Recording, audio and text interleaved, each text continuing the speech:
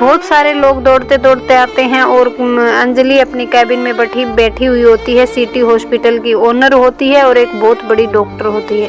बहुत सारे लोग दौड़ते हुए आते हैं कि प्लीज़ मैडम हमारे पेशेंट को बचा लीजिए, प्लीज़ मैडम बचा लीजिए। तो अंजलि जाकर बोलती है कि घबराओ मत, मैं आपके पेशेंट को बचा लेती हूँ। जाकर जैसे ही अंजलि पेशेंट को देखती है उसकी आंखों से पानी गिरने लग जाता है। तो ऐसा वह कौन था वह पेशेंट, इसको जानने के लिए आप कहानी को आगे पूरा सुनिए। कौन था वह पेशेंट जिसको कि इतनी बड़ी डॉक्टर अंजलि सिटी हॉस्पिटल की ओनर उस पेशेंट को देखते ही आंखों से झरझरा के आंसू गिरने लग गए और रोने लग जाती है और दौड़कर तुरंत अपने कैबिन में आती है।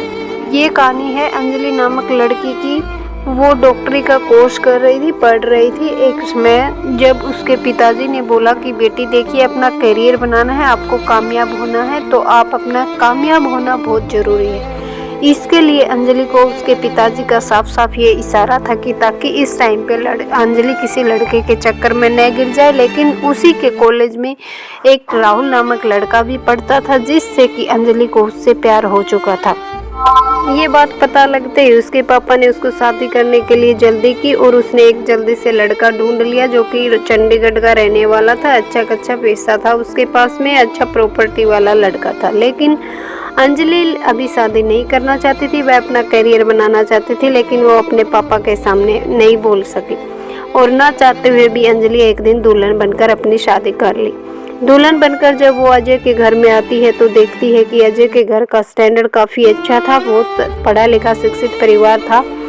लेकिन अजय उसके लेवल का लड़का नहीं था क्योंकि वो डॉक्टर बनना चाहती थी और अजय मैट्रिक पास लड़का ही था। लेकिन शादी होने से पहले अंजलि ने अपने पापा को बोल दिया था कि पापा आप मेरी जिससे भी शादी करो उससे पहले एक मेरी शर्त पूरी करवा लेना कि मैं जिस घर में भी ससुराल में बहू बन के जाऊँ वहाँ पे मेरी पढ़ाई के लिए रोकथाम न की जाए। मैं पूरा पढ़ना चाहती हूँ और अपना करियर बनाना चाहती हूँ।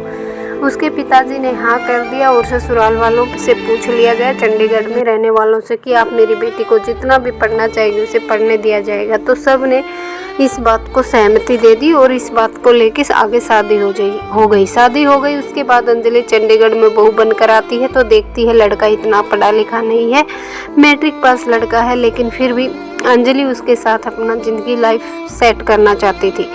थोड़े बहुत दिन अच्छी खासी हंसी खुशी लाइफ चल रही थी। लेकिन कुछ दिनों के बाद अंजलि ने देखा कि वह अजय गंदी लत में पड़ गया था, यानी गंदी संगत में बैठने लग गया था और थोड़ी थोड़ी वो शराब पीने लग गया था। जैसे जैसे समय बीतता गया है अजय शराब के नशे में डूब चुका था।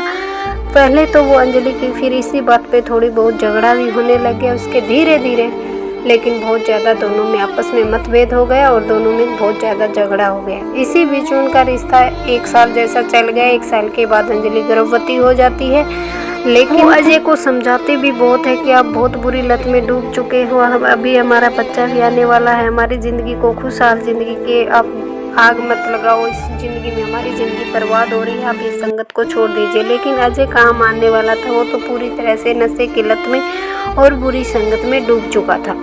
आखिर एक दिन उनकी ये इस हद तक बढ़ जाती है कि वो अंजलि को मारपीट करने में इस हद तक उतर आता है कि उसका गर्भपात हो जाता है। ये सब अंजलि सहन नहीं कर सकती है और अपने पिताजी के घर में आ जाती है और वह वहाँ पे ना जाने का फैसला बना लेती है। उसके पिताजी को उसने सारी बातें बताई कि मैं स्टार्टिंग से ये सब शुरुआती से ही ये सब बर्दाश्त कर रही थी, लेकिन मैं अपनी ज़िंदगी को आगे बढ़ाना चाह रही थी, अपना करियर बनाना चाह रही थी, ना चाहते हुए भी अजय के साथ अपनी लाइफ सेट करना चाहती थी। लेकिन अजय इस हद तक गिर चुका है कि मेरा गर्भपात गिर गया तो भी उसको इस बात का कोई अफसोस नहीं है, तो अब मैं उससे तलाक लेना चाहती हूँ। ये सोचते हुए फिर उसके पिताजी ने भी उसका साथ दिया और वो कोर्ट में तलाक का केस दायर कर देती है। थोड़े दिनों के बाद अजय और अंजलि कानूनी तौर पर अजय और अंजलि दोनों अलग अलग हो जाते हैं और फिर अंजलि अपनी पढ़ाई पर पूरा ध्यान देती है और आगे की तरफ अपनी पढ़ाई को चालू करती है। और आखिर एक दिन उसकी मेहनत रंग लाती है कि वह एक बहुत बड़ी डॉक्टर बन जाती है, जिसके चलते हुए उसके पिताजी के पास भी बहुत अच्छी खासी प्रॉपर्टी थी। तो वह अपनी बेटी को एक हॉस्पिटल बना कर देता है, जिससे कि उसका हॉस्पिटल भी अच्छा खासा चलने लग जाता है। धीरे धीरे पेशेंट आने लग जाते हैं। बहुत अच्छा खासा जोरों पर भी हॉस्पिटल चल रहा था। अंजलि आज एक कामयाब लड़की थी। इसी दौर पे एक दिन अंजलि कैबिन में बैठी हुई थी और बहुत सारे लोग दौड़ते हुए आए, प्लीज़ मैडम हमारे पेशेंट को बचा लीजिए, प्लीज़ मैडम हमारे पेशेंट को बचा लीजिए। तो अंजलि दौड़ते हुए जाती है कि टेंशन मत लो, मैं तुम्हारे पेशेंट को बचा दूंगी। लेकिन जाते ही वहाँ अंजलि जाकर देखती है तो उसकी आंखों से आंसू गिरने लग जाते हैं, क्योंकि जो तलाकशुदा पति जो था, अजय जो था अंजलि का पति, वह ही पेशेंट था। फिर अंजलि देखते हुए आंसू गिरने लगते हैं, रोते हुए वह कैबिन में आती है और फिर दूसरे डॉक्टरों के द्वारा उसका ऑपरेशन करवाया जाता है। अंजलि के पति, उसके तलाकशुदा पति अजय का बहुत बुरे तरीके से एक्सीडेंट हो गया था, जिसकी वजह से अंजलि ने उसका ऑपरेशन किया और ऑपरेशन सक्सेसफुल हुआ। अजय बहुत दिन तक वहाँ एडमिट रहा उसके अस्पताल में। जब अजय को होश आया तब अजय ने देखा कि ये तो उसकी तलाकशुदा पत्नी अंजलि है।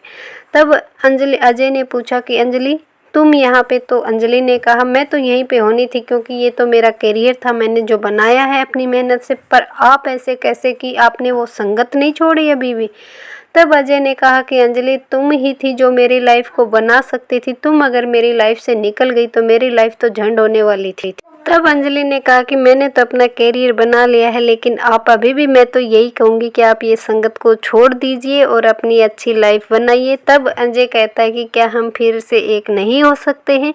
तब अंजलि ने कहा कि ये तो अभी नामुमकिन है, अभी ये तो कभी नहीं हो सकता है, क्योंकि मैं अब शादी नहीं करना चाहती हूँ। मैं एक सेवा भाव से ये हॉस्पिटल चला रही हूँ और मैं लोगों की सेवा करना चाहती हूँ और मैं आगे बढ़ना चाहती हूँ।